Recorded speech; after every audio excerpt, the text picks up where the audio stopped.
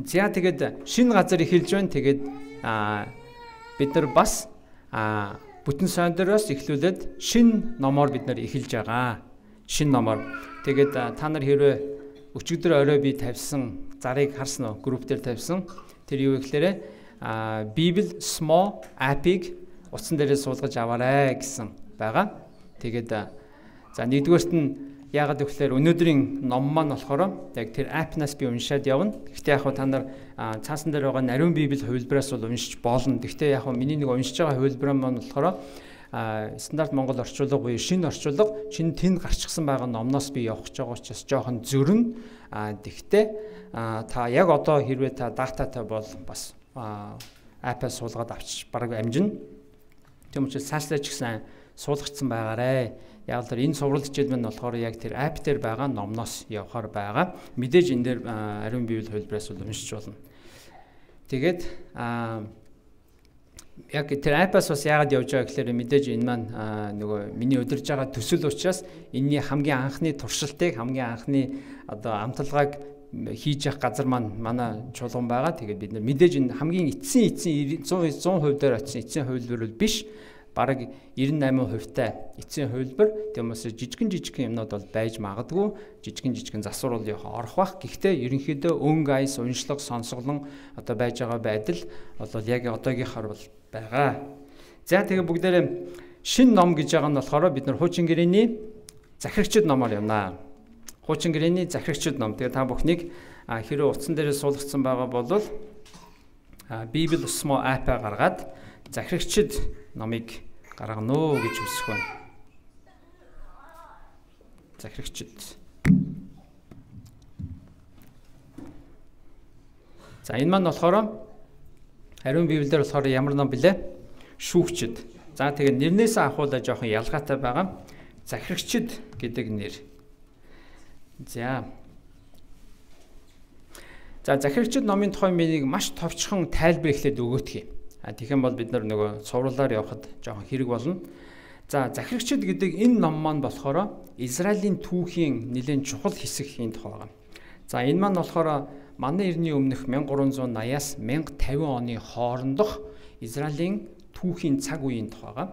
Энэ маань болохоор израильчууд Египтээс гараад Израиль буюу Бурхны амласан газар нутаг дээр ирээд тэгээд тэр нутгийг эзэлж аваад тэгээд тэндээ нэг 12 овгоороо оршин суугаад эзэгнээд амьдраад тэгээд дараа нь Бурхны гаргаж ирсэн тэр захирагчид гэдэг хүмүүсийн одоо Израилийг захирж исэн үеийн тухай. За энэ бол захирагчид гэдэг нэр нь яагаад шүүгчид байж байгаа захирагчид болсон бэ гэхлээрэ шүүгчид гэхээр арай нөгөө хүнд ойлгогдох хэмжээнд дэндүү нарийнхан болчоод харин захирагчид гэдэг яг нэг өөрийнх нь энэ хүмүүсийн үүргийг нь зөв илэрхийлж байгаа. Яг л энэ хүмүүс бол израильчуудыг удирдах гэсэн хүмүүс, дайн байлдаанд тэргүүлж исэн, жанжид байсан, хэрэг явдлуудыг нь шүүдэх хүмүүс байсан. Ерөөсөө тэр улс одоо Израилийг захирж исэн хүмүүс. Тийм учраас хаад гарч ирэхийн өмнө, Израилийн хаад гарч ирэхээс өмнө Израилийг удирдах исэн, бүх талаар нь дагуулж хөтөлж исэн хүмүүс учраас шүүгч гэдэг нэрнээс илүүгээр захирагч гэдэг үг нь монгол хэл дээр илүү тохиромжтой байгаа. Тэгэд энэ маань Бурхны амласан газар одоо израильчууд ороод Бурхны үг заавраар амьдарч байгаа үе байгаа. Гэхдээ одоо израильчууд маань харамсалтайгаар Бурхны гэрээний ард түмэн, Бурхантай харилцаатай, Бурхны сонгосон, Бурхны сонгогдсон ард түмэн хэдий байсан ч гэсэн яг нөгөө Бурхны өмнө хүлээсэн үүрэг хариуцлага биелүүлэхгүй байгаа нь дахин харагдаж байгаа. Дахин Бурхны өмнө буруу зүйлийг хийн, дахин Бурхны өмнө тэрслэн, Бурханд дахин дуулуургүй хандж байгаа. Гэхдээ нөгөө талдаа Бурхны нэгүсэл, өршөөл, уушлал нь байн харагдаж байгаа тийм цаг үе. Тэгэхээр эндээс бид нар ингээд яг нэг зарчмын зүйл давтагдаал тойроод яваад ахыг бид нар олон дахин харна. Гэхдээ эндээс бид нарт сурах зүйл маш их байгаа. Энэ маань ерөөсөө Бурхны ард түмэн яаж аврагдах тухай бол биш. Харин Бурхны ард түмэн яаж амьдрах тухай. За би дахиад хэлье. Бурхны ард түмэн яаж Бурхнаар аврагдах тухай энэ ном бол биш. Харин аль хэдийн аврагдсан, аль хэдийн Бурхантай харилцаатай болчихсон Бурхны ард түмэн яаж амьдрах ёстой вэ гэдгийг л уг нь харуулж явах ёстой. Бурхны үг зааврын дагуу амьдрах ёстой зүйл байгаа. Гэтэл Бурхны нөгөө ард түмэн маань өөртөө тэгж чадлагүй дандаа л бүтлгүүтэж, дандаа л тэр болгон дээр нь Бурхны өршөөл нэгүсэл тэднэрт тусалж аварч байгаа тухай эндээс харагдана. Тэм учраас та бүхэн энэ ном бол яг Бурхны ард түмэн хэрхэн амьдрахыг зааж өгдөг ном шүү гэдгийг ойлгоорой. Харин Бурхныг огт мэдэхгүй, одоо Бурхныг танихгүй хүмүүст яаж Бурхныг таних вэ гэдгийн тухайда арай биш. Гэхдээ эндээс бид нар сурах зүйл маш их байгаа. За тэгээ бүгдээрээ хамтдаа Захирагчид номын эхний 2 бүлгийг уншъя. Эхний 2 бүлгийг өнөөдөр уншина. Тэгэхэд нэг их уртдахгүй байхаа гэж би бол бодож байна. За би нэг харчи утсан дээр суулгацсан, iPad суулгацсан хүмүүс хэр их байна. Бүр гараа дээш нөргөдөө. За ер нь талан юм байна те. Тийм. За тэгвэл цөмөрө Biblesmo app дээр байгаа Захирагчид номын 1-р бүлгийг би эндээс дуудан уншъя. Йохошуаг нас нөхцсөний дараа Израильчууд Явегаас хэн биднийг хошуучлан Кинаанчуудын өөдөөс орж тэднийг довтлох билээ хэмээн асуухад Яве Ихуда хошуучлан орноо үздэг вэ? Тэр газрыг би түүний гарт өгсөн гэлээ. Ихуда ах Шимонд шавгаар ноогдсон газар луу минь Кинаанчуудыг довтлохоор надтай цуг яваач. Ингвээс шавгаар ноогдсон газар луутанд би бас явуулсан шүү гэсэнд Шимон хамт явжээ. Ихуда довтлон орсонд Яве тэдний гарт Кинаанчууд болон Перизчүүдийг өгвөө. Тэд Безект 10,000 хүнийг хяар цоглоо. Мөн Безекээс Адони Безекийг олоод түүний эсрэг тулалдан Кинаанчууд хийгээд Перизчүүдийг бут цохвоо. Харин Адони Безек зугтсанд нэхэн хөөж бариад хөл гарынх нь эрхий хуруунуудыг тасджээ. Адони Безек гар хөлийнхөө эрхий хурууг тастуулсан Далан хаан миний ширээн доогоорх өвдөл цөвдлийг хамдагсан. Үүлийн минь дагуу Бурхан надад хариу барилаа даа гэв. Түүнийг Иерусалимд авчирсанд тэндээ өөд болжээ. Ихудагийнхан бас Иерусалимыг дайтаж эзлэн элдээр цавчиж хотыг галдав. Улмаар Ихудагийнхан уулархаг нутаг Негев хийгээд Шифилад нутаглах Кинаанчуудтай дайдахаар уруудаж иржээ. Хевроныг урд нь Кириат Арба гэж нэрлэдэг байсан бөгөөд Хеврон нутагладаг Кинаанчуудыг ч Ихуда довтлоо. Тэд Шиша, Ахиман, Талмай нарыг бут цогчээ. Улмаар тэндээсээ Девир суугчдыг довтлов. Урд нь Девирийг Кириат Сефер гэж нэрлэдэг байжээ. Калев Кириат Сеферийг бут цохиж булан эзэлсэн хүнд би охин Ахсаага эхнэр болгон өгнө гэсэн ажээ. Калевийн дүү Киназын хүү Отниел тэр газрыг эзэлсэн тул Калев түүнд охин Ахсаага эхнэр болгон өглөө. Ахса Отниел дээр ирэхдээ эцгээсээ эдлэн газар гуй хэмээн нөхрөө ятгажээ. Түүнийг илжигнээсээ буухт нь Калев яасан бэ гэхэд надад ивэлээ хайрлаач. Та надад нэгэн Негев нутгийг өгсөн учраас булаг шандыг нь ч бас өгөөч гэжээ. Тинхүү Калев охиндоо дээд доод булаг шандуудыг бас өгчээ. Мөшөөгийн хадам эцэг болох Каин удмынхан Ихудагийнхантай хамт Далдууд хотоос гарч Арадаас урагш Ихудагийн цөлд очоод хүмүүстэй цуг нутаглан суух болжээ. Ихуда ах Шимонтойгоо цуг явж Цефатад суугаа Кинаанчуудыг бут цохиж бүр мөсөн сүрүүлээд тэр хотод Хормаа гэдэг нэр өгвөө. Азза, Ашкалон, Экроныг тус тусын харьяа нутгуудтай Ихуда эзлэн авлаа. Яве Ихудагийнхантай хамт байсан ба тэд уулархаг нутгийг эзлэн авчээ. Харин тал хөндийн хүмүүс төмөрт хэрэгтэй тул Ихудачууд тэднийг зайлуулж дийлсэнгүй. Тэгээд мөшөөгийн амлсан ёсоор тэд Хевроныг Калевт өгсөнд тэрээр Анокийн 3 хүүг тэндээс зайлуулжээ. Харин Биньяминийнхан Иерусалимд оршин сууж байсан Евусчүүдийг хөөгөөгүй учраас Евусчүүд энэ өдрийг хүртэл Биньяминийнхны хамт Иерусалимд амьдран суусаар ажээ. Үүнчлэн Йосефийнхан Бетэлийн эсрэг дайтахад Яве тэдэнтэй хамт байв. Йосефийнхан Бетэлийг тагнасан агаад энэ хотын нэр урд нь Луз байжээ. Хотоос гарч ирэх нэгэн хүнийг туршуулууд хараад түүнд хот руу орох замыг газрыг бидэнд зааж өгвөл бид чамд инэрл журмаар хандах болно гэлээ. Хот руу орох газрыг тэр зааж өгөхөд тэр элдний ирээр хотыг сүйдлээд харин өнөөх ирийг гэр хотлоор нь тавьж явуулваа. Тэр хүн Хеттчүүдийн нутагт очиж нэгэн хотыг бариад Луз гэж нэрлсэн нь энэ өдрийг хүртэл тэр нэрээрээ үлджээ. Харин Минаше овгийнхан Батшан болон түүний харьяа гацаа, Таанах болон түүний харьяа гацаа, Доор ба түүний харьяа гацаануудын оршин суугчид, Эвлиам болон харьяа гацаануудын оршин суугчид Мегидо хийгээд түүний харьяа гацаануудын оршин суугчдыг зайлуулаагүй тул Кинаанчууд тэр нутагт амьдран суусаар бүлгөө. Израиль хүчирхэгжээд Кинаанчуудаар албадлагын ажил хийлгсэн боловч тэднийг бүр мөсөн зайлуулсангүй. Гезерт оршин сууж байсан Кинаанчуудыг Ефраим зайлуулаагүй тул Кинаанчууд тэдний дунд Гезерт амьдран суужээ. Кетрон хийгээд Нахалолынхныг Зевулун зайлуулаагүй тул Кинаанчууд тэдний дунд амьдарч албадлагын ажил хийх болов. Акко, Цидон, Ахлав, Ахсив, Хелба, Афик, Реховын оршин суугчдыг Ашер зайлуулсангүй.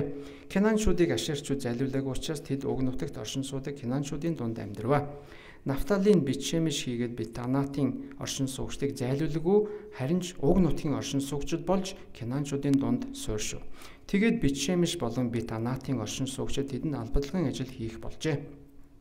Тэгтэл Аморчууд Данийнханд тал хөндөө рүү бууж ирэх боломжийг өгөлгүй уулархаг нутагт тийш шахлаа.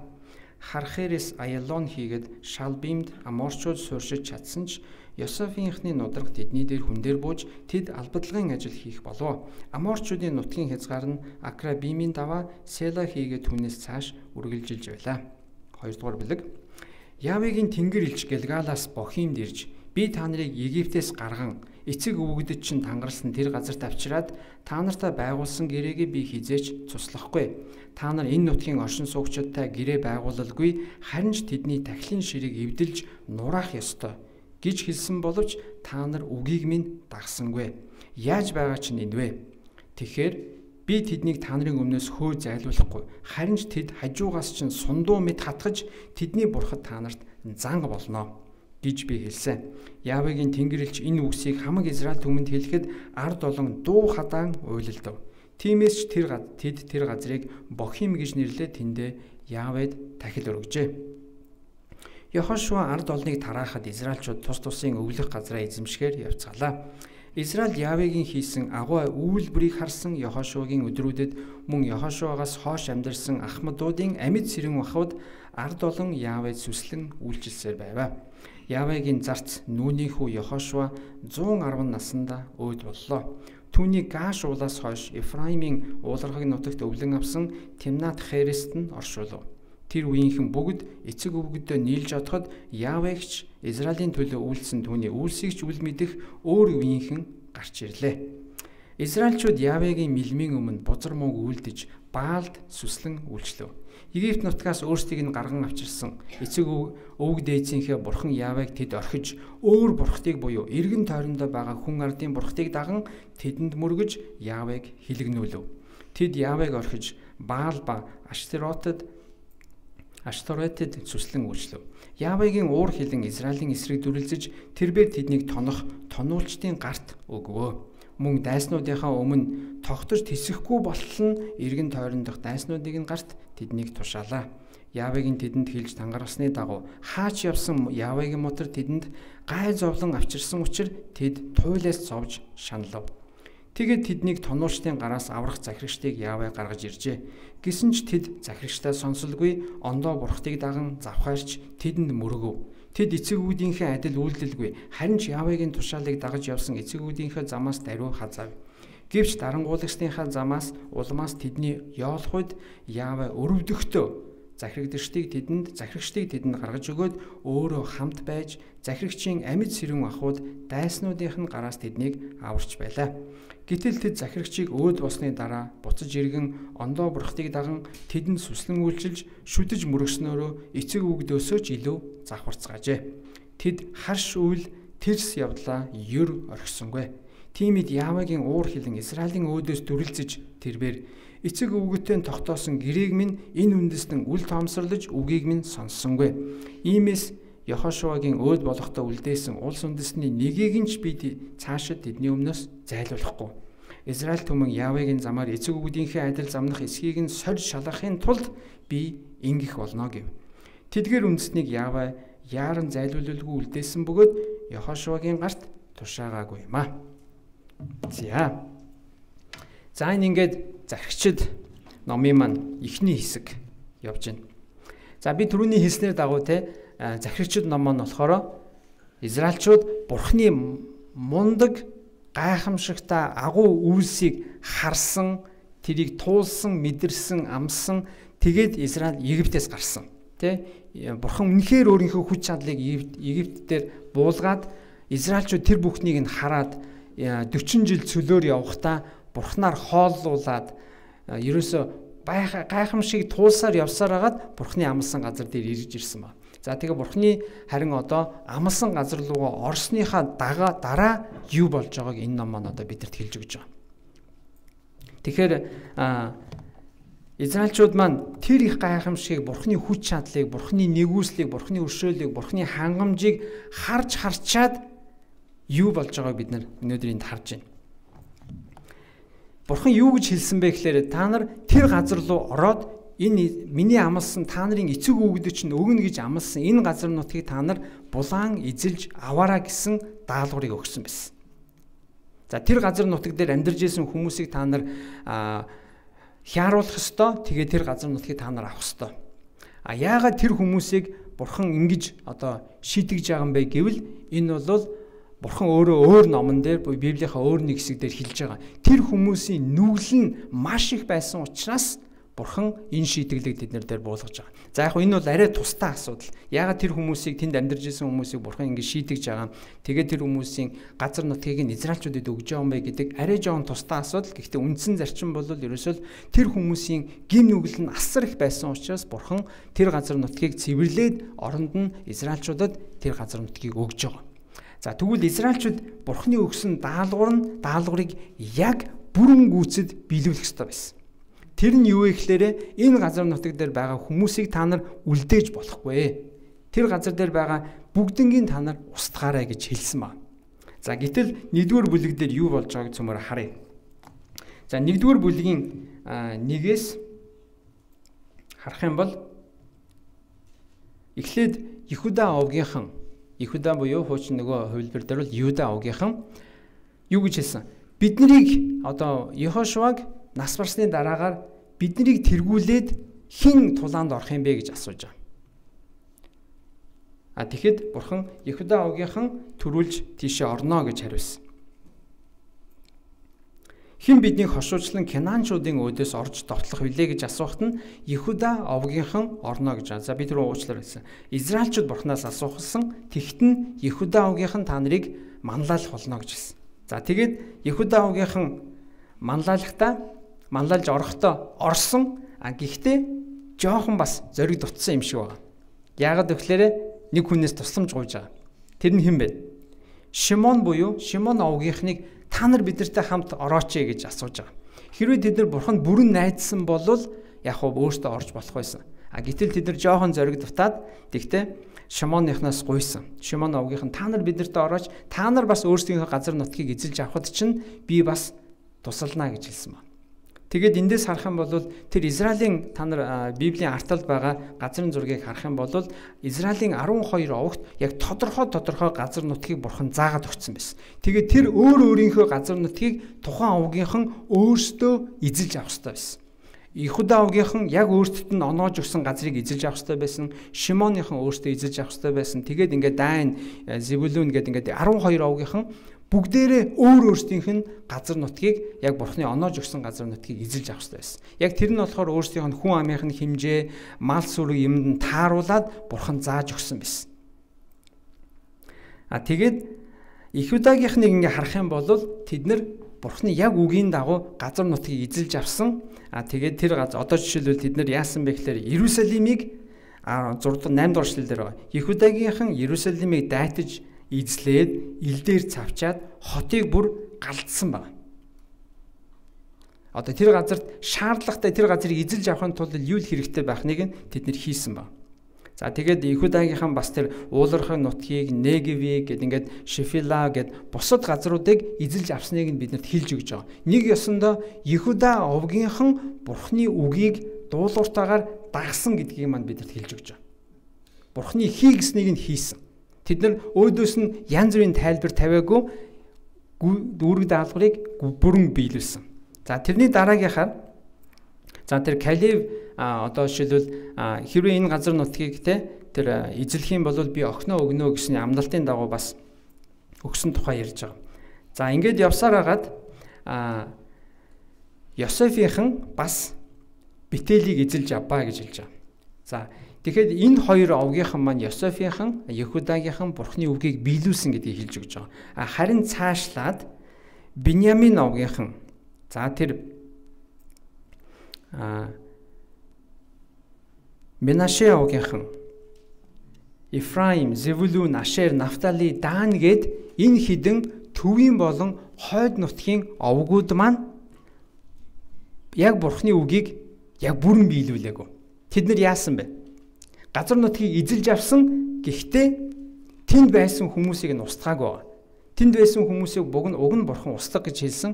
Гэтэл тэд нар устгаагүй, тэднийг орхисон. Орхисноосоо болоод энэ нь эргээгээд та нарт ирээдүйд та нарт энэ явдал чинь та нарыг хэцүүдүүлнэ шүү гэдгийг Бурхан сануулж өгч байгаа. За цөмөр эндээс харъя. За одоо тэр Менаше овгийнхан оршин суугчдыг зайлуулалгүй харин тэр нутгийнхныг буюу Канаанчуудыг тэр нутагт амьдран суусаар байгаа гэж байна. За тэгээд тэднийг ерөөсөө ингээл амьд үлдээгээд явцсан байна. Нутгийг авсан тэгтээ зарим хүмүүсийг нэг үлдээсэн. Тэгээд үлдээсэн маань үнэндээ тэд нар ерөөсөө үүрэг даалгаврыг гүйцэд биелүүлээгүй гэсэн үг. Уг нь могоог одоо зүйрлэх юм бол могоог гүйцэд алах ёстой байсан, харин могоог дутуу алаад орчихсон.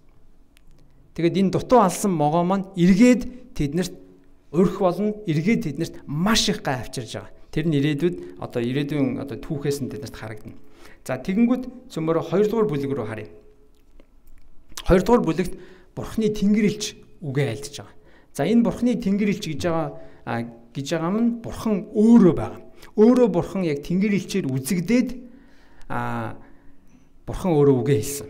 Тэгээд хэрвээ бид нар эндээс ажиглах юм бол хуучин гэрээн дээр тэнгэр элчээр гарч ирж одоо Бурхан өөрийгөө илэрхийлдэг хэд хэдэн тохиолдлууд дээр энэ нь яг нөгөө Есүсийн өмнөх одоо Есүс хүндрэлтэнд энэ дэлхий дээр ирэхээс өмнө яг өөрийгөө илэрхийлж байгаа дүр зургуудтай төстэй. За тэгэхээр Яавгийн тэнгэр элч юу гэж хэлж байгааг цөмөр харъя. За би та нарыг Египтээс гарган эцэг өвгөд чинь тангаргалсан газарт авчирсан. Би та нарын өмнө би гэрээгээ биелүүлсэн. Нэг өсөндөө Бурхан Авраамтай буюу энэ үйл явдлаас даруй 700 гаруй жилийн өмнө амлсан амлалтаа биелүүлсэн гэдэг хэлж байгаа. Авраам нь болохоор ойролцоогоор манай өмнөх 2000 оны үед амьдарч ирсэн. За тэр үед л Бурхан аль хэдийн амлсан амлалтаа түүхийн цаг хугацаа явсаар байгаад би тэр энэ газар нутгийг өгнө гэсэн амлалтыг би та нарт биелүүлсэн. Та нарын нүдэн дээр би гайхамшгуудыг харуулсан. Та нарын нүдэн дээр би Египтээс та нарыг гаргаж ирсэн. Би бол гэрээгээ биелүүлсэн гэдгээ Бурхан хэлж байгаа.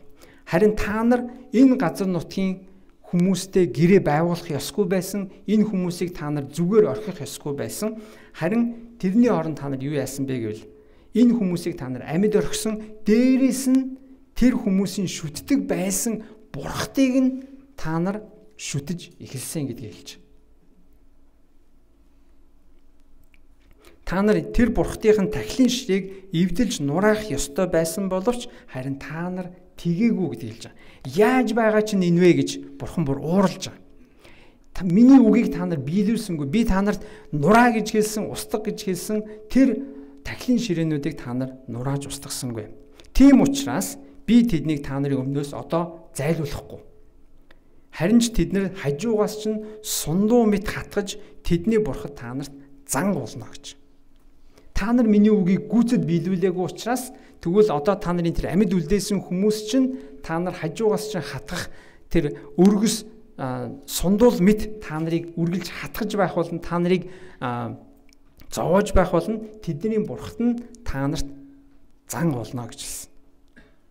Тэгээд яг энэ үгийг сонсоод Бурханы одоо Израильчууд бид нар Бурханы үгийг биелүүлээгүй юм байж тэгээд уйлалдаад хашгиралдж байгаа. Тийм учраас тэр газрыг Бохим гэж нэрлэж байгаа. Бохим гэдэг нь болохоор уйлалдах, гашуудах гэсэн утгатай үг байна. Хэрвээ та нарын апп дээр ингээ харах юм бол зарим үг нэг доогоороо зураастай тодорцсон байж байгаа. Тэгээд тэрэн дээр хэрвээ дарах юм бол тодорхой тайлбар явж байгаа. За жишээл одоо тэр бохим гэдгийн артталт нь А үсэгтэй байгааз тэрийг дарах юм бол тэрэн дээр тайлбар явж байгаа. За эндээс миний хэлэх гэж байгаа эхний зүйл гарч ирж байгаа.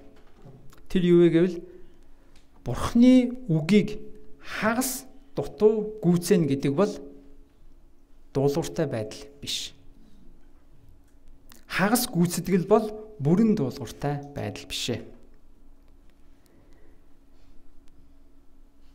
Амьдрал дээр ч гэсэн хэрвээ багш танд 10 дасгал хийгэрэй гэсэн бол 5-ыг нь хийсэн бол энэ бүрэн даалгаврыг хийсэн гэсэн үг биш. Яг хөө тодорхой хэмжээгээр хийсэн байна. Гэхдээ даалгавраа бүрэн хийсэн үү гэвэл бүрэн хийгээг болж. Тийм учраас Бурхны үгийг бид нар хагас дутуу дагах нь энэ бол би дагсан хийсэн гэж өмөөрөх шалтгаан биш болж байгаа.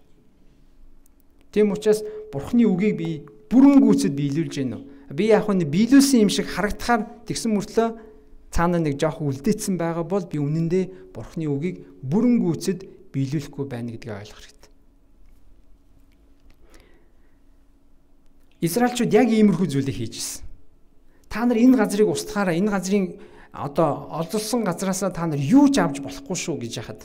Энэ бузар энэс юу ч битгий аваарэ гэж яхад нэг ганц имийг аваад Бурхны өмнө буруутчихсан. Ганц имийг аваад Бурхны өмнө тэр Бурхны хэлэгнүүлээд Бурхны шидэглийг өөр дээр авчирж ирсэн. Яг үнтэй адилхан юмыг дутуу гүйцэд дутуу хийнэ гэдэг бол бүрэн дуулууртай байдал биш. Би сургуульд 10 жил ч юм уу 12 жил сурах хэрэгтэй байдаг те. Одоо бидний үед 10 жилээс одоо 12 жил болчихсон. Тэгвэл би 9 жил сурчаад би сургууль сурсан гэж хэлж болох уу? Сургуулаа төгссөн гэж ярихад хэцүү. Хэцүүгээс гадна бүр боломжгүй. Тэгвэл уралдаанд гүйж байгаа хүн барайнд ороогүй бол барайтай хэрчнэн ойрхон очиж зогссон ч гэсэн би уралдаанаа гүйцээсэн гэж хэлж чадахгүй. Би барайны дөнгөж өмнө ирэл зогссон болвол би уралдаанаа дуусгаагүйтэй. Яг адилхан би Бурхны үгийг бүрэн гүйцэд яг хийгэрэй гэж 10 зүйлийг би аруулангийн л хийгээгүй бол би Бурхны өмнө бүрэн дуулууртай байж чадаагүй л гэсэн үг. Тэгээ заримдаа эцэг их хүний хувьд энэ их гардаг. Хүүхдүүдэд даалгавар өгдөг. Тэгээ даалгавар өгөхөд зарим биелсэн байж идэг, зарим биелээгүй байж идэг. Тийм мэдэх үү та нар? Тэгэл эцэгчүүд яг бүрэн дуусгацсан байл их баяртай байдаг. Харин дутуу байвал энэ бол надад айгүй бухимдал авчирдаг. Аав хүний хувьд, одоо гэрийн эзний хувьд. Яг үнтэй адилхан та заримдаа багш хүн байж магадгүй. Багш хүнийхээ хувьд ингээ хүүхдүүдэд даалгавар өгсөн чинь эсвэл оюутнуудаа ч юм эсвэл энд ч заадгийн те зааж байгаа хүмүүстэй даалгавар өгсөн чинь дутуу хийгээд аваад ирсэн юм нэг л дутуу байдаг. Гүйцэд биш байдаг. Тэгвэл эцэг хүний хувьд ч гэсэн яг адилхан хүүхдэд даалгавар өгөхөд за энэ хэдэн аянуудыг угаачаарэ гэсэн чинь халбах сэрэнүүдийг орхицсон. Тэ? Эсвэл тэр хавийг хийсэн мөртлөө тэр хавийг ингээд жоохон заваа үлдсэн хэвээрээ. Нөгөө карантины нөгөө нүхэн дотор нь ингээд хоолны үлдгэлүүд нь хуримтлагдаад ингээд үлдсэн ч юм уу те. Эсвэл энэ тэндгөө ингээд нэг ус мос үсэрсэн ингээд нэг те. Ингээд нэг ажлыг яг бүрэн гүйцэд хийцэн байвал хүн айгүй баярлдаг. Яг тэрнтэй адилхан Бурхны өмнө бид нар Бурхны үгийг дутуу хийх нь яг л тэрнтэй адилхан санагдаад байдаг. Тийм учраас юмыг дутуу хийнэ гэдэг бол бүрэн дуулууртай байдал биш. Нөгөө талдаа бид нар бас 10 даалгавар өгж явахад би 7-ыг нь хийчихэд би 7-ыг нь хийсэн штэ гэж өөрийгөө өмөрөх нь үнэндээ зөв шалтгаан бас биш. Би 7-ыг нь хийсэн штэ гэж өөрийгөө зөвтгөөд байвал үнэндээ нөгөө дутуу байгаагаа тэр хүн харахгүй байна гэсэн үг. Дутуу байгаагаа би ч нэр дутуу байгаа шүү. Би гүйцээгчтэй шүү гэдэг ухамсар арай бас байхгүй наа л гэсэн үг. Хэрвээ өөрийнхөө хийж байгаа дутуу хийсэн зүйлээрээ өөрийгөө өмөрж байгаа бол энэ бүрэн дуулууртай байдал арай суугаагүй наа л гэсэн үг. Харин тэр хүн дээр бол за би дутуугаа мэдэж байна. Тийм учраас би бол нэг юм яриад авах хэрэггүй. Зүгээр л тийм ээ би дутуу хийсэн гэдгийг хүлээн зөвшөөрөх хэрэгтэй. Харин тэрний оронд би 7-ыг нь хийсэн штэ гэж зөрүүлж байгаа бол энэ бол тийм сайн зам биш. Тийм учраас дуулууртай байдал гэдэг бол Бурхны ч өмнө хувь хүнийхээ ч хувьд, бусдтай харьцаж байгаа харилцааны ч хувьд, одоо бидний нийгмийн бүхэл харилцаан дээр дуулууртай байдал гэдэг бол ерөөсөн маш чухал.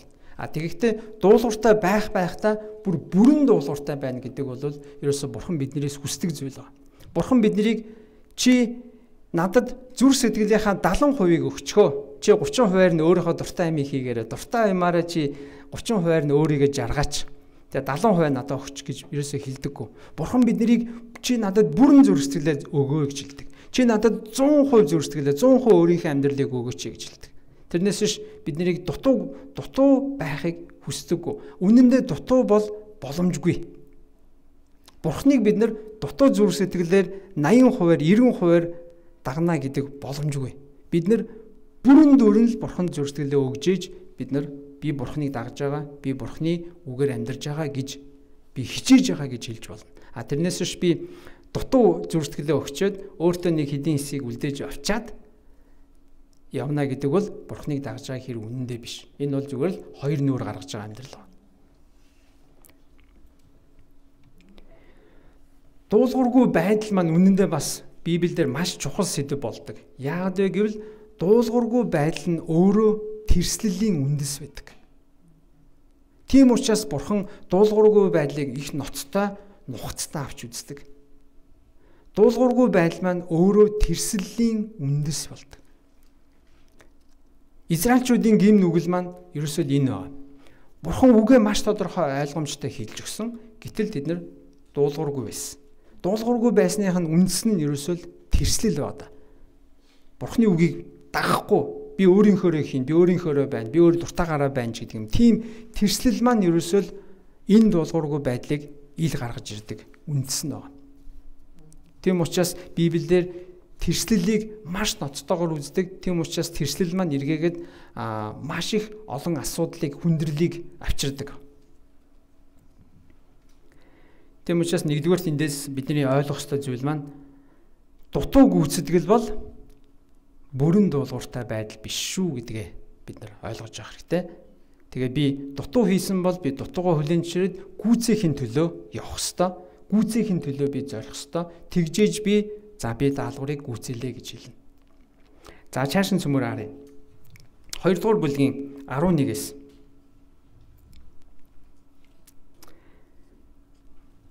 Энд Израильчүүдийн яг энэ түүхэн цаг үеийн цаашдаа ч гэсэн яаж явж ирсний тухай биднэрт одоо хэлж өгч байна. Израильчууд Яавегийн өмнө бузар мууг үлдэж Баалд сүслэн үйлчлэвэ. За Баал гэдэг нь юу вэ гэхээр тэр нөгөө Канаанчуудын шүтдэг байсан бурхан нь байгаа.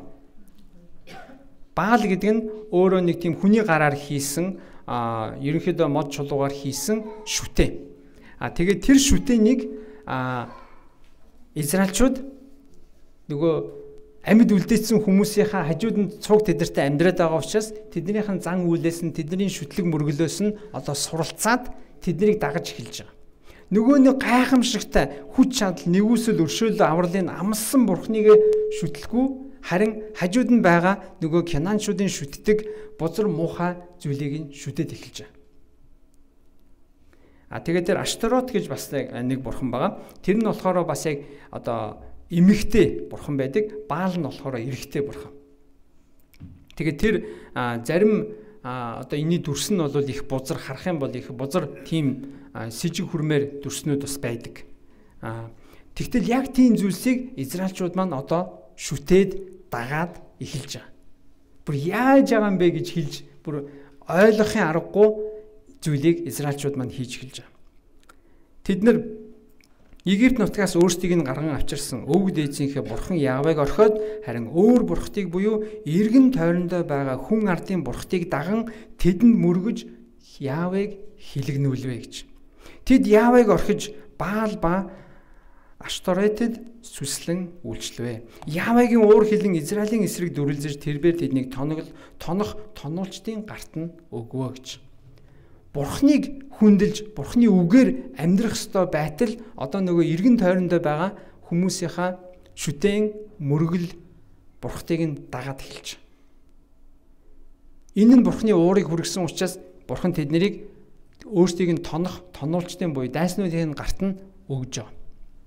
Тэгснийхэн дараагаар нөгөө зовж чаналсан Израильчууд маань Бурханд хандан хашгирна, орилно. Та туслаач ээ, биднийг авраач ээ, бид нар буруу юм хийжээ гэд.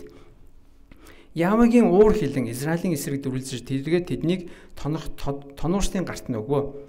Мөн дайснуудынхаа өмнө тогтож тэсэхгүй болтол нь эргэн тойрондох дайснуудын гарт тэднийг тушаажээ. Яава тэдэнд хилж тангарсны дагуу хааж явсан Яавагийн мотор тэдэнд гай зовлон авчирсан учраас тэд туйлаас зовж шаналв. Өөрсдийг нь хамгаалах ёстой байсан Бурхан нь одоо тэдний эсрэг болж байгаа. Яагаад гэвэл тэд нар Бурханыг дагаагүй учраас, Бурханыг бүрэн гүйцэд дагаагүй учраас одоо Яавэ Бурхан тэдний эсрэг болж эхэлж. Тэгээд тэднийг Бурхан тонуурчдын гарт үлдээсэн. Гэсэн ч тэд захирагчтай бас л сонсоогүй, нөгөө харийн бурхтыг шүтсээр л байсан. Тэгээд завхаарч байсан. Энэ завхаарн гэдэг нь болохоор давхар утга явж байгаа. Нэгдүгээрт нь тэр харийн бурхан шүтж байгаа явдлыг завхаарч байгаа гэж хэлж байгаа. Бас дээрэс нь энэ харийн бурхтын шүтлэг мөргөл дотор нь юу байсан бэ гэхээр биеэ үнэлдэг тийм завхаарагчд бас байсан. Тэр бурхныг нь шүтгэхийн тулд биеэ үнэлдэг тэр бие шүтээний бие үнэлэгч гэж байсан ба. Тэр бие үнэлэгдэг шүтээний янхантай бас бэлгийн харилцаа үйлддэг тийм шүтлгийнхэн зан бол бас байж исэн. Тэгэхээр тэнд нь эрэгтэй хүмүүс ч байсан, эмэгтэй янхнууд ч байсан. Ийм хоёулаа байсан. Тийм учраас энэ дээр тэр завхарна гэдэг үг нь болохоор яг юм давхар утга явж байгаа. Тэр шүтээнийг шүтэж завхарж байгаа, нөгөө талаасаа бас яг тэр зан үйл дотор нь бэлгийн завхарл бас явж идэг. Тийм учраас ийм муухай зүйл рүү Израильчууд өөрсдийгөө орооцолдуулж байгаа. Тийм учраас Бурхан тэднэрт маш ихээр уурлаад тэднийг дайснуудын гарт өгч байгаа. Тэгсний дараа харин тэд нар дарангуулагчдынхаа улмаас тэдний yoолох үед Яава өрөвдөгтөө тэднэрт захирагчдыг гаргаж өгсөн ба. Бурхан тэднийг өрөвдөөд Бурханд лөө тэд нар хашгирсан учраас та авраач бид нар үнэхээр хэцүүдчлээ та бид нар туслаач гэж дахин хашгирсан учраас Бурхан тэднэрт захирагчдыг гаргаж өгөөд захирагчтай дамжуулан тэднийг авардаг. Тэгснэ аварсныхан дараа ч гэсэн гэтэл тэд захирагчдыг өөд болсны дараа буцаж иргэн ондоо бурхтыг даган тэдэнд сүслэн үйлчилж шүтэж мөргснөөрөө эцэг өгдөөсөө ч илүү завхарцгаажээ гэж. Тэд харш үйл тэрс явдлаа юр орхисонгүй гэж. За энэ үйл явдал ерөөсөө Израилийн түүхийн эргэлтийн цикл нь. Бурхныг мартдаг, Бурхныг орхидог, тэгээд Бурхан руугаа хашгирдаг, Бурхан тэгээд захирагчдыг гаргаж ирдэг, тэгээд тэднийг чөлөөлдөг. Чөлөөлсөн ч гэсэн тэд нар буцаал нөгөө байдал руу ордог. Буцаал Бурхныг орхидог, буцаал нөгөө завхаа зүйлээ хийгээд эхэлдэг, Бурхан харийн бурхтыг шүтдэг, тэгээд Бурхан руу хашгирдаг, тэгмүүд нь Бурхан захирагчдыг гаргаж ирдэг, тэгээд Бурхан тэднийг чөлөөлдөг. Чөлөөснийхаа дараа тэд нар буцаал нөгөө байдалд орчдөг. Тэгээд ерөөсөө энэ цикл дахин Израилийн энэ цаг үед давтагдж байгаа. Тэгээд энэ зөвхөн энэ цаг үеэс гадна ирээдүйд ч давтагдж байгаа. Тэгээ энэ үнэхээр харамсалтай эргэлт явагдаад байгаа. За тэгвэл бид нар энэ дээр Израильчуудын байдлыг харж байна.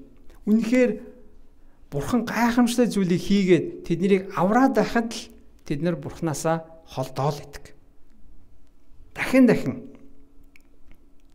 Тэгэхдээ энд нэг талдаа Израильчуудын асар их завхрал, асар их гин нүглийг нь ямар их тэрслэл, ямар дуулуургүй, ямар зүрүүд, ямар хүжүүд, ямар хатуу зүрхтэй хүмүүсээ гэдгийг бид нарт харуулж өгж байгаа.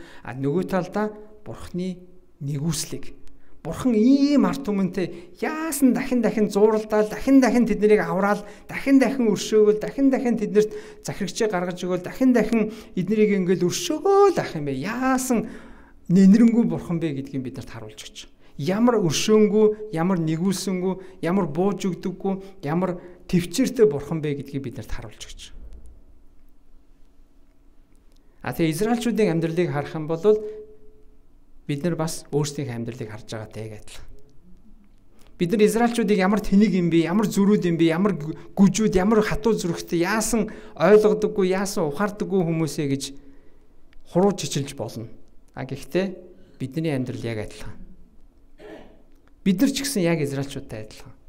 Бурхны нэгүслийг харсаар байгаа, Бурхны нэгүслийг амссаар байгаа мөртлөө Бурхны өршөөл уучлалыг амссан мөртлөө бид нар Бурхнаасаа эргэдэг. Бид нар Бурхны нэгүслийг харсаар дахин тэр авралыг нь амсаал, уучлалыг нь аваад, залбирлынхаа гуйлтыг аваад байгаа мөртлөө бид нар Бурхнаасаа иргэдэг. Бид нар Бурхнаасаа хүсэлт гуйлт гуйн авчаад Бурхан ямар агуу юм бэ гэж нэг өдөр гэрчилчээд дараа өдөр нь болохоор Бурхнаасаа эргээд Бурханыхаа өмнө дуулуургүй байдаг, Бурханыхаа өмнө гим нүглээ хийгээд нөгөө бузар зам руугаа бид нар алхахдаг. Тийм үү? Энэ бол ерөөсөө бидний байдал, нийт хүн төрөлхтний байдал. Бидний бодит байдал ерөөсөө энэ. Тэгвэл бид нар заавал ийм тойргоор Израильчүүдийн тэр тойргоор явсан шиг бид нар бас адилхан ийм тойргоор явах албагүй. Бурхан руу хашгираал гуугаал, Бурханаас өршөөл гуугаал та авраач гэж тэгэл Бурханы нэгүслийг авч амсаал тэгэл амьдрал сайхан болоод ирэнгүүт нь дахиад Бурханаасаа холдоол, Бурханаасаа нүур буруулаад явж яснаа эргэж ирээл Бурхан минь авраач гэл. Тэнгүүтээ дахиад нэг авралын намснаа жоохон байж байгаа л амьдрал дахиад нэг сайхан болоод тухтай болоод ирэнгүүт нь дахиад Бурханаасаа холдоол. Тэнгүүтээ асуудалд ороод ирэнгүүтээ л Бурхан минь туслаарай гэл. Тэгэл Бурханы нэгүслийг амсдаг. Харин тэгвэл бид нар энэ явдлыг дахин давтах шаардлага үүндээ байхгүй. Бид нар өдөр болгон Бурханыхаа өмнө зүрстгэлээ даруухан байлгаад Бурхан минь ээ би энэ явдлаар би дахин давтмааргүй байна. Ийм явдлаар би амьдралаа өнгөрөөмөргүй байна. Харин би өдөр болгон таны нэгүсэл, таны өршөөлийг санаж, мэдэж, ойлгож, ухаарч амьдрбаар мэнэ гэж бид нар Бурханаас өдөр болгон зурх юм бол бид нар энэ циклийг давтах шаардлагагүй. Амен. Тэм учраас бид нар Бурханы нэгүслийг санаж явах хэрэгтэй, бас өөрсдийнхөө зөрүүд байдлыг үргэлж санаж явах хэрэгтэй. За би амархан амс хийж болохгүй шүү. Би өөрийгөө тайвшруулчих юм бол би Бурханаас амархан холдоод явчихна. Би өөрийгөө би гайгүй, би зүгээрээ, би болж байгаа. Би Бурхандаа итгэж байгаа, би залбирч байгаа, би болоод байгаа. Яг би ойрдоо цуглаанд яваагүй. Тэгвэл би гайгүй шүү дээ. Би залбирч байгаа шүү дээ. Би ингээд залбирчдээ шүү дээ. Өглөө орой залбирчдээ шүү дээ. Би Бурханаас хүсэл юм авдсан шүү дээ. Бурхан надад хариулдсан шүү дээ. Гэж өөртөө битгий тайвшруулаарай. Бурханаасаа өдөр болгон бид нар зурх хэрэгтэй. Өдөр болгон бид нар өөрсдийнхөө зүрстгэлийг даруухан байлгах хэрэгтэй. За цааш нь харъя. 2 дугаар бүлгийн 21-ээс. Бурхан ингэж хэлж байгаа. Эцэг өвгөдөө тогтоосон гэрээг минь энэ үндэстэн үл тоомсорлож үгийг минь сонссонгүй. Иймээс Йохошуагийн өөд болохтой үлдээсэн улс үндэстний нэгийг нь би цаашид тэдний өмнөөс зайлуулахгүй. Израиль түмэн Явагийн замаар эцэг өвгдийнхээ адил замнах эсхийг нь сорж шалгахын тулд би ингэх болно. Тэдгээр үндэснийг Ява яаран зайлуулалгүй үлдээсэн бөгөөд Йохошуагийн гарт туршаагаагүй юмаа гэж. За тэгвэл миний хэлэх чинь 3 дахь зүйл маань энэ. Бурхан Израильчуудыг сорихын тулд өмнөөс нь дайснуудыг нь зайлуулж өгөөгүй гэж байна. Сорихын тулд. Энэ хүмүүс, энэ Израильчууд миний үгээр явах нь уу, явахгүй нь уу гэдгийг сорихын тулд, мэдхийн тулд Яавэ Бурхан энэ дайснуудыг өмнөөс нь зайлуулж өгөөгүй байна. Хэрвээ бид нар түрүүчийн унсан 2 бүлгийг эргээд харах юм бол нөгөө газар нутгийг эзэлж авсан 2 бүлгийнхэнтэй, овгийнхэнтэй Ихуда, Йосеф овгийнхэнтэй Бурхан хамт байлаа гэдэг үг байгаа. Та олж уншаарай дараа нь. Харин нөгөө Бурханы үгийг биелүүлээгүй, нөгөө газар нутгийг эзэлсэн мөртлөө нутгийнхныг амьд үлдээсэн хүмүүсийн хувьд Бурхан тэднэртэй хамт байлаа гэдэг үг байхгүй байгаа. Харин Ихудагийнхантай, Йосефийнхантай Бурхан хамт байлаа гэж. Тэгвэл дуулууртай байдал Бурханы оршихуй хоёр тэнд цуг явж байгааг бид нар харж байгаа. Хэн Бурханы үгийг дуулууртай биелүүлж гин тэнд Бурхан хамт байлаа гэдэг үг байгаа. Харин Бурханы үгийг биелүүлээгүй хүмүүстээр Бурхан хамт байлаа гэдэг зүйлийг хэлээгүй. Яг үүнтэй адилхан Бурхан энд Израильчууд миний үгийг дагах нь үгүй юу гэдгийг сорихын тулд дайснуудыг нь өмнө нь зүгээр л орхисон.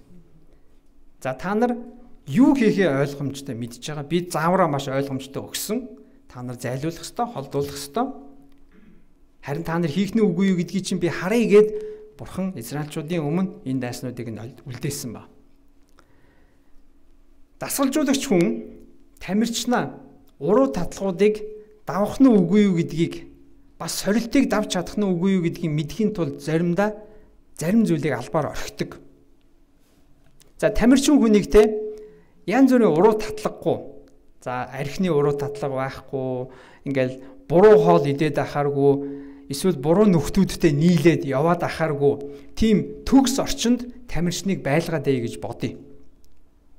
Тийм юм байвал тэр тамирчин уруу татлагыг, муу зүйлийг, муу сорилтыг давах чадвар хөгжихгүй. Харин тэгвэл дасаж үзэгч хүн за муу нөхдүүд нь ирээ те хоёлаа нэг архиучий гэж хэлэхэд энэ яах нь вэ гэдгийг давах чадварт суулгахын тулд зарим зүйлсийг дасаж үзэгч албаар өөрт нь үлдээдэг.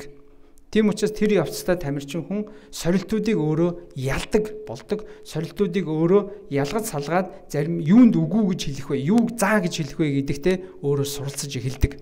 Яг тэрнтэй адилхан тэгвэл Бурхан биднийг заримдаа бидний өмнөөс асуудлуудыг маань зайлуулж өгөхгүй. Харин зайлуулах ажлыг биднэрт үлдээнэ. Бид нар заримдаа чадахгүй зүйлөө Бурхан минь та холдуулаад өгөөч, энэ асуудлыг шийдээд өгөөч гэж асууж болно. Гэхдээ заримдаа асуудлыг Бурхан шийдэж өгөхгүй. Яагаад гэвэл Бурхан намайг өөрөө тэр зүйлийг өөрийнх нь үгийн дагуу дуулууртай байгаад шийдээд ялаад гарахыг Бурхан биднээс хүсдэг. Тийм учраас хэдэн 7 хоногийн өмнө сорилтын тухай би нэг номлож ирсэн те. Бид нар цугларалтанд очиод цугларалтан дээр сорилтын тухай би юу гэж заасан бэ гэвэл сорилт бол өрсөлдөд зайлшгүй шаардлагатай алхам гэж хэлсэн. Сорилт биднийг сорилтын донд тэгвэл бид нар Бурханы арга замыг хайх хэрэгтэй. Сорилт нь бид нар Бурханыг бүхнээс дээгүүр тавих хэрэгтэй. Бас сорилтын дундаа бид нар Бурханд найдах хэрэгтэй гэж биелж гисэн. Яг түүнтэй адилхан бид нар Бурхан заримдаа бидний өмнө байгаа асуудлыг за миний үгийг чи дагах нь үгүй юу гэдгийг Бурхан надаас харахын тулд миний охин, миний хүү за чи энийг өөрөө миний үгэнд дуулууртай байжгаад даваарай. Чамайг чиний өмнө уруу татлага ирнэ, сорилт ирнэ. Гэхдээ чи миний үгийн зарчмыг мэдж байгаа учраас, чи миний зааврыг мэдж байгаа учраас чи үгүй гэх зүйлээр үгүй гэж хэлээрээ, заа гэж хэлэх зүйлээрээ заа гэж хэлээрээ гэдгийг маань харахын тулд Бурхан биднэрт зарим зүйлийг үлдээдэг. Тэм учраас бид нар Бурханы өмнө зарчмаа мэдж байгаа бол зарчмынхаа дагуу та дуулууртаа гүйцэтгээрэй. Зарчмаа мэдж байгаа үед. Тэм учраас энэний биднэрт юу шаардж байна гэхээр Бурханы үгийг бид мэдэх хэрэгтэй гэсэн үг. Бурхан юуг хүсдгийг, Бурхан юуг хүсдэггүй вэ гэдгийг бид нар Бурханы үгээс буюу Библиэс мэддэг болох хэрэгтэй гэсэн үг. Тэгжээж бид нар Бурханы үгийн дагуу амьдрах сурна гэсэн үг. Тэгээ нөгөө эхэн дээр би хэлсэнтэй энэ ном маань биднийг Бурханаар яаж аврагдах вэ гэдгийн тухай биш, Бурханы үгийн дагуу яаж амьдрах вэ гэдгийг биднэрт харуулдаг ном гэж хэлсэн. Тэгвэл яг өнөөдөр би бас яг энэ зүйл маань Есүд итгэдэг хүмүүсийн тухайд ерөнхийдөө ярих юм бол бид нар Есүс биднээс юу хүсдгийг мэдж байгаа. Тэгвэл бид нар гим нүгэл сорилт уруу татлага бидний өмнө ирэхэд би үгүй гэж хэлдэг чадвар суух хэрэгтэй. Тэр уруу татлага болгоныг Бурхан миний өмнөөс зайлуулахгүй. Сорилт болгоныг Бурхан бидний өмнөөс холдуулахгүй. Заримдаа Бурхан миний өмнө зориуд тавина. Зориуд намайг уруу татлах, зориуд намайг чадваржуулах сорилтыг Бурхан та бидний өмнө үлдээж магадгүй. Тэр үе тэгвэл бид нар Бурханы зарчмын дагуу бид нар ялц сурах хэрэгтэй, тэрийг давж гарах хэрэгтэй. За тэгээд эргээд энэ хоёр бүлгээ эргээд дүгнэх юм бол за би юу гэж хэлсэн бэ гэвэл хагас гүйцэтгэл бол бүрэн дуулууртай байдал бишээ. Даалгаврыг дутуу гүйцэнэ гэдэг бол бүрэн биелүүлсэн гэсэн үг биш. Хоёрдугаарт нь бид нар Бурханы асар их нэгүсэл байгаа учраас бид нар тэрслэх хэрэггүй. Хэдийгээр Бурхан асар төвчээртэй асар их нэгүүлсэнгүй боловч харин Бурханы өмнө бид нар тэрслэхгүй амьдрахын дээр Бурханы өмнө дуулуургүй байх замыг бүү сонгоорой. Гуравдугаарт нь Бурхан заримдаа бидний өмнө сорилтуудыг зориуд үлдээдэг учраас тэр сорилтыг та өөрөө Бурханы хүчээр, Бурханы ухаанаар, Бурханы зарчмаар ялж гараарай. Бурхан үнийг танаас заримдаа харж байгаа шүү. За миний хүү, миний охин чи юу ихийг мэдж байгаа? За тэгээд өөрөө сонголтоо хий. Гэд Бурхан биднэрт зарим зүйлийг үлдээдэг. Тийм учраас тэр үед бид нар ухаалаг байх хэрэгтэй. Тэр үед бид нар Бурханы үгийг мэддэг байх хэрэгтэй. Тэгээ Есүс дуулууртай байдлын жинхэнэ үлгэр жишээ болсон. Есүс дуулууртай байдлын жинхэнэ үлгэр жишээ болсон. Есүс энэ дэлхий дээр ирээд Бурханы өмнө биелүүлэх бүх даалгаврыг бүрэн гүйцэд биелүүлсэн.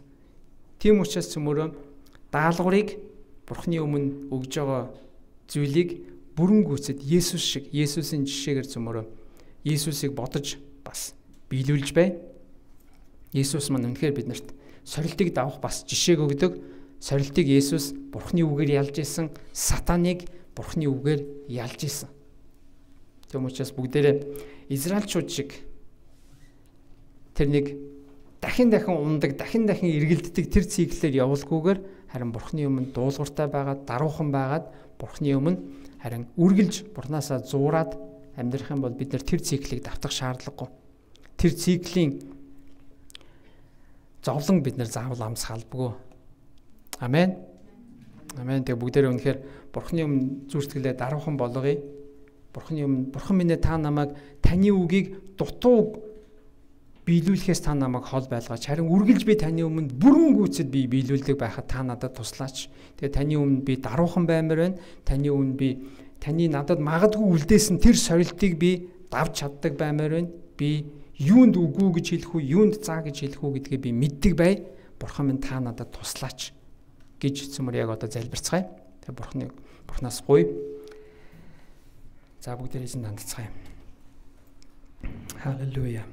Эзэн Бурхан минь танд үнэхээр бид нар баярлалаа. Та ямар нэгүүлсэнгүү, ямар өршөөнгүү гайхамшигтай Бурхан бэ. Израильчууд таны өмнө дахин тэрсэлж дуулуургүй байж таны уурыг дахин хүргэж ирсэн.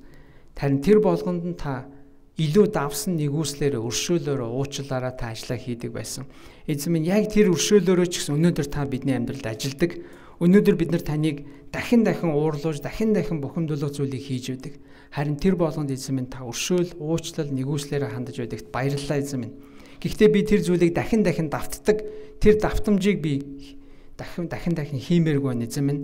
Та бидэнд туслаач. Таны өмнө даруухан, таны өмнө бас дуулууртай байхад та бидэнд туслаарай гэж гуй. Эзэн минь бидний өмнө учирж байгаа сорилтыг бид нар таны ухаанаар, таны үгийн зарчмаар бид нар ялдаг байхад та биднийг сургаач, чадваржуулаач, бидэнд хүчийг өгөөч. Биднийг сургаач гэж гуйа эзэн минь. Есүс таньда бид нар бүхнийг даатгая. Та бидний амьдралаар дамжин алдаршаач. Бурхны ард түмэн болсон бид нар таны үгээр яаж амьдрах ёстойг бид нарт зааж өгөөч гэж Есүсийн нэрээр би залбирч байна. Амен. Амен.